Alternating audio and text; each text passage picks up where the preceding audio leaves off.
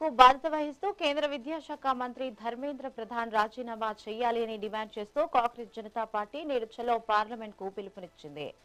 Samajwadi party ఈ ర్యాలీకి మద్దతు తెలిపింది. హాస్పిటల్లోనే దీక్ష కొనసాగిస్తున్న వాంగ్చుక్ పార్లమెంట్ ముట్టడికి పిలుపునిచ్చారు. అయితే పార్లమెంట్ సమావేశాల నేపథ్యంలో ప్రజా భద్రత, శాంతి భద్రతల పరిరక్షణకు పోలీసులు ఈ కార్యక్రమానికి అనుమతి నిరాకరించారు.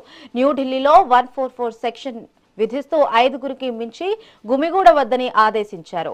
ప్రజలెవరూ ర్యాలీల్లో పాల్గొనవద్దని విజ్ఞప్తి చేసిన పోలీసులు నిషేధాజ్ఞలు ఉల్లంఘిస్తే చట్టపరమైన చర్యలు ఉంటాయని హెచ్చరించారు.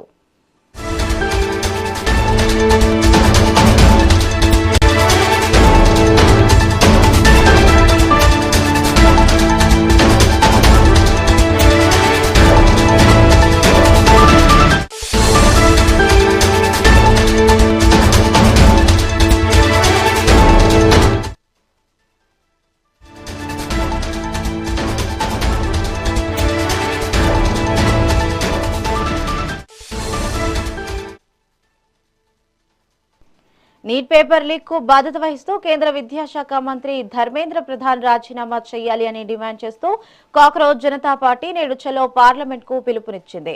సమాజ్వాదీ పార్టీ ఈ ర్యాలీకి మద్దతు తెలిపింది. హాస్పిటల్లోనే దీక్ష కొనసాగిస్తున్న వాంగ్చుక్ పార్లమెంట్ ముట్టడికి పిలుపునిచ్చారు.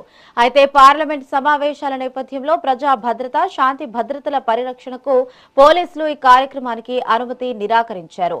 న్యూఢిల్లీలో 144 సెక్షన్ విధిస్తూ 5గురికి మించి గుమిగూడవద్దని ఆదేశించారు. ప్రజలెవరూ ర్యాలీలో పాల్గొనవద్దని విజ్ఞప్తి చేసిన పోలీసులు నిషేధాజ్ఞలు ఉల్లంఘిస్తే చట్టపరమైన చర్యలు తీసుకుంటామని హెచ్చరించారు.